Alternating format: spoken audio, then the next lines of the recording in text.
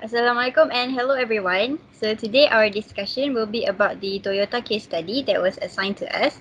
First off, we will begin with introducing ourselves. My name is Amira. Hi, I'm Shazwani. Hi, I'm Azhari. And I'm Aini. So now we will start with the first question, which is identify the damage and failure at Toyota. So does anyone have any ideas what is the damage and failure that happened in Toyota? Um, what I have identified is that they had a mechanical problem, which was inappropriate and misaligned front driver's side floor mat, which caused several accidents because it intrudes the foot pedal. Other than that, it seems that there were also mechanical adhesion to the accelerator pedal. And for me, I found that it was due to a defect in the hybrid anti-lock brake software that I found from a related article. But the main mechanical problem was definitely from accelerator pedal problems, the pedal and floor mat straps problem. This damaged Toyota's revenue because everything was just halted. I think that the failure at Toyota was a human error. Employee did not perform as expected. Maybe it was because of the external factors such as lack of training, actions by senior or upper management, rewards that are not par with the goals, and faulty inputs. So because of this, they almost lost $155 million per week and 30 billion in stock valuation. Oh yes, it also a failure because the leader did not take any corrective action right away when they knew about the mechanical problems. I believe it is also because of the reward issue. They reward managers that save costs, but not for sustaining product quality. I was disappointed when I heard that the leaders only hit the facts. This is not a good quality for someone who is leading what seems to be quite famous automotive company. And the HR process could be the start of all problems. Hence, it is also a failure in the HR process. Yeah, I agree that Toyota had problems among the employees and that HR plays a really big role here. So on to the next question, Wani. Okay, for the second question is about your comments and recommendation on the 8 HR process that contribute to Toyota's downfall. So for rewards and recognition, I think that it should be controlled, especially when Toyota prioritize cutting costs and growth over safety and sustaining quality. I recommend for Toyota to limit rewards for immediate result and instead focus on long-run benefits. Yes, that is true. For training, Toyota should have focused on the managers because if the training was effective, managers should be more successful in convincing executives to act on negative information. And I also believe that they should enhance their communication skills and train them every year, even when they have worked in the company for a long time. This is to sharpen their skills up again, and if they get too comfortable being in the company for a long time, they need to learn new skills. So for hiring, the process at Toyota is not necessarily poorly designed. I believe that maybe it's because employees had considered or assumed that sweeping problems under the rug was normal in Toyota only after they have entered the company. So do you guys have any recommendations for this? I recommend that Toyota should ask candidates' value before hiring them and how strong they hold onto those values. It is also important to see if those values can contribute to the company. Okay, so next will be about the performance management process. Well, this one is a quite a tricky one because I think that is a poorly designed. Employees' responsiveness to negative information was not included in the process. They also trusted their employees too much and did not develop any kind of metric, checks, and balance, even for the problems that will get out of control soon. So, what do you guys think could be a recommendation for this problem? I think that they could develop a system where minor problems will be alerted to employees immediately. This is so that employees are able to take corrective measures faster and help them save the company before the company declines even further. My recommendation is that they could conduct several drills that are same as the real life problems to prepare employees with any problem and situations. The next process will be on corporate culture. The corporate culture at Toyota shows that the leader are concerned with saving.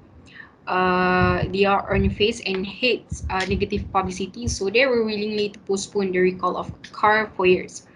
That shows that HR failed to measure and monitor the corporate culture. They were also biased towards positive information only. So I think that they must be more disciplined so that employees will adhere to the company's values. Manager at all levels should also take note on what is happening among employees so that they can encourage or discourage behaviors. And for the next process, which is leadership development and succession, it really shows that Toyota's leadership process was so outdated because it produced leaders that are incompetent in the rapidly changing automotive industry. I think maybe Toyota should have chosen leaders that has forward thinking and can adapt to market trends better. I think they should train employees to become leaders even when they are applying for lower position because they might be a leader one day. On to the next one, retention. My comment on retention is they have a failed retention program Why do you think so? because they ignore people who brought up a problem in the company. People are often shunned and pushed aside when they are considered as whistleblower. Then this whistleblower will feel out of place and soon leave the company. I agree that it is a failed program. The supervisor should have examined problems that are raised by employees before labeling them as a whistleblower.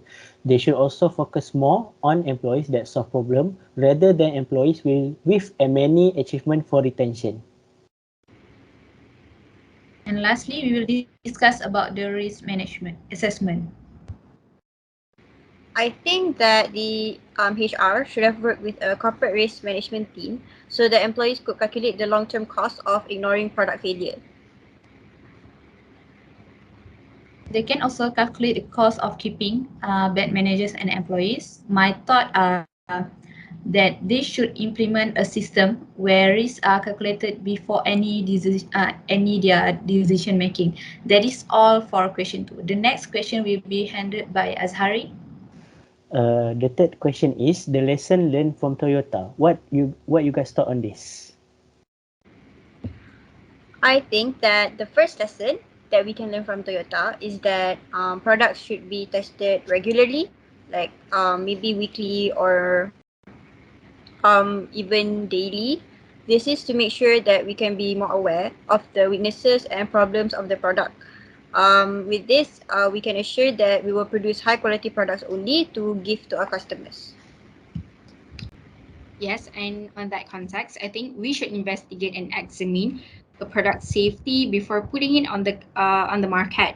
Then we will be more known and trusted as a company that ensure consumer safety and make buyers more confident in our product. Buyers who are confident with our product will return to buy more, and we will create a long-lasting relationship with them. Okay, Wani, any thoughts? For me, I think company could take immediate action when any problem arises. The company should be aware of current events happening in the company. If any problem arises, the people in charge should respond immediately to it. And it's also important for us to take accountability and apologize to consumers when the problems involve them. If I may add, I think we should communicate to the public whenever we have problems involving the public or the majority of our consumers um to resolve any issue faster. I agree, and it should be done by executives who are excellent at communicating this problem to the public. We should be honest and transparent about the problems that we are explaining to the public. And if a company does communicate such problem or issues, then the public can trust them to be transparent about any issues occurring in the company. These are quite important lessons that we have learned that we can apply in our present and future. I will hand over the last question to Aini. So for the last question, it's about a suggestion that you can give to the management to improve working culture at Proton based on the failure at Toyota if you are the HR expertise at Proton. So for me, in my opinion, is that Proton must ensure that the right people are hired. It is important to hire the right people that have the ability to solve future problems. Hiring someone with a lot of experience can be a good start.